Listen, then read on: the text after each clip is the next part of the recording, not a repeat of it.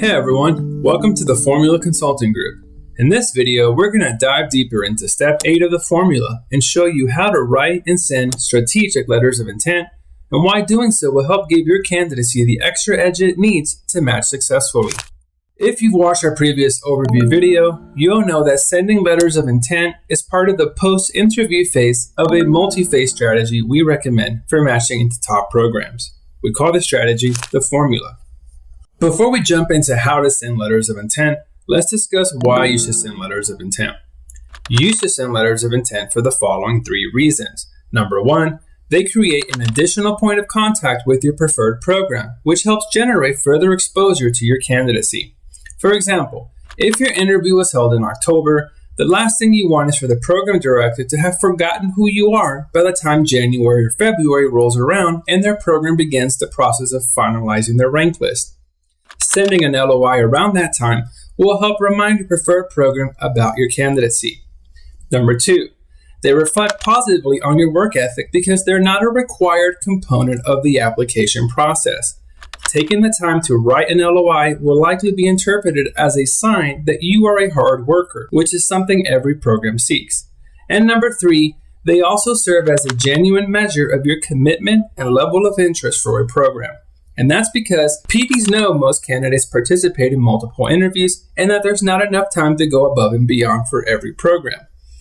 If you take the time to write and send a genuine LOI, one would conclude that you are genuinely interested in that program. And generally speaking, people tend to gravitate towards people who know what they want and aren't afraid to say so. Program directors and faculty are no exception. They will be more likely to view you favorably if you make it clear that you are ranking their program number 1. So for these reasons, writing and sending LOIs could give your candidacy the extra edge it needs to match successfully. Now let's discuss how exactly to do this. The best way to write letters of interest is to structure your letter around the following 4 ideas. Number 1, your commitment to rank their program number 1. Number 2, reasons why their program is a great fit for you. Number 3, reasons why you are a great fit for them. And number 4, people you know at the program, plus a few specifics from the interview. So let's start with the idea of articulating your commitment to rank their program number 1. To communicate this idea effectively, there are 5 helpful tips you should keep in mind. Number 1, avoid vague language like, you're my preferred program, you're my top program, or you're my leading program. If you're going to take the time to state your intent, then make sure that intent is clear and precise, which leads to tip number 2. Explicitly state your intent by using definitive language like, I'm ranking your program number 1, your program is my number 1 choice, or even past tense, I rank your program number 1. This type of language holds more weight and makes a program director take note. Number 3, bold and underline the words number 1 program so it stands out in the email and physical letter. No matter how amazing and captivating you write your LOI, there will always be program directors who decide to skim through your letter. Rather than risk the most important part of your letter not getting read, simply bold and underline it. This ensures that no matter who opens your letter or how much time they have to read it, your message is loud and clear. Number 4, your commitment phrase should be located at the beginning of your email rather than the middle or the end. Again, for similar reasons for why we bold and underlined it. It's best to get your point across quickly and at the outset rather than waiting to the end to finally say your point.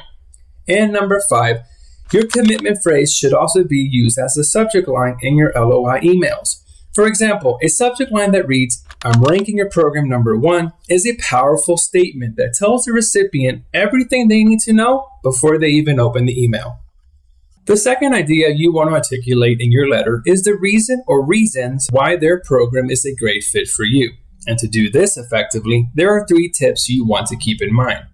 Number 1, these reasons function as a way to explain why their program is actually your number 1 choice and should therefore be convincing. But in order to sound convincing, your reasons need to be unique.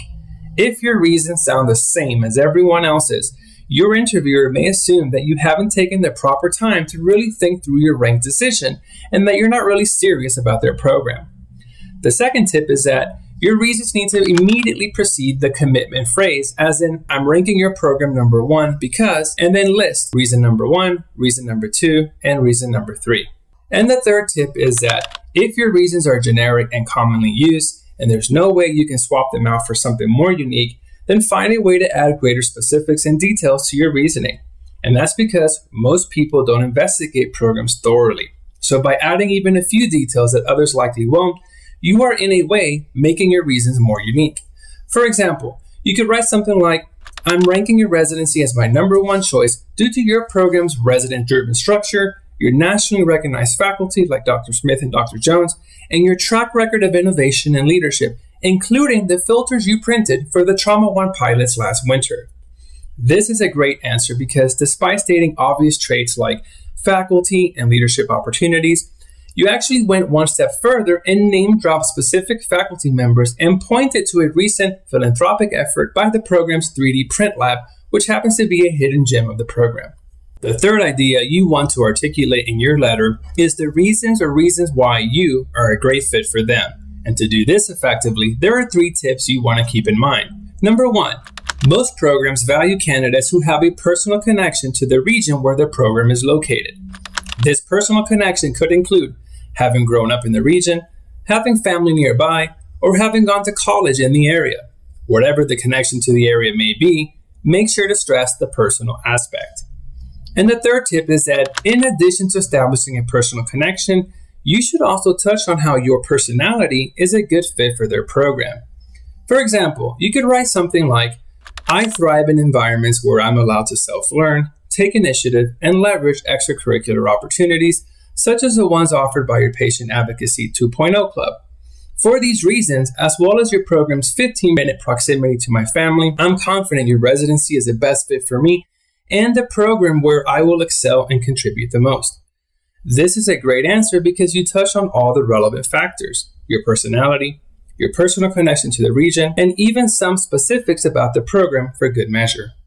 The fourth idea you want to articulate in your letter is the names of people you know at the program, as well as specific points that were discussed during the interview. And to do this successfully, there are 3 tips to keep in mind. Number 1, name-dropping residents or faculty that you know at any given program is a highly effective method to lend additional and instant credibility to your candidacy. Number 2, if you don't really know anyone at the program, you should still name drop the people you have already interviewed with and mention something personal about them. This strategy is highly effective at making the reader feel like you are intimately familiar with their team and even part of the team. For example, you could write something like, your team made an incredible impression on me. My interviews with Dr. A and Dr. B were the best I've had. Their respective journeys from Egypt and India are an inspiration for me and a great example for future generations of doctors and young professionals. And finally, number 3, don't pass up an opportunity to reference specific points that were discussed during the interview. The more unique, personal, or humorous, the better. And that's because a lot of time has likely passed between the date of your interview and the date when they receive your LOI.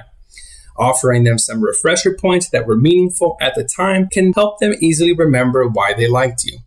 Now that we've discussed in detail the most important ideas you should articulate in your letter of interest, let's conclude on a high-level pro tip.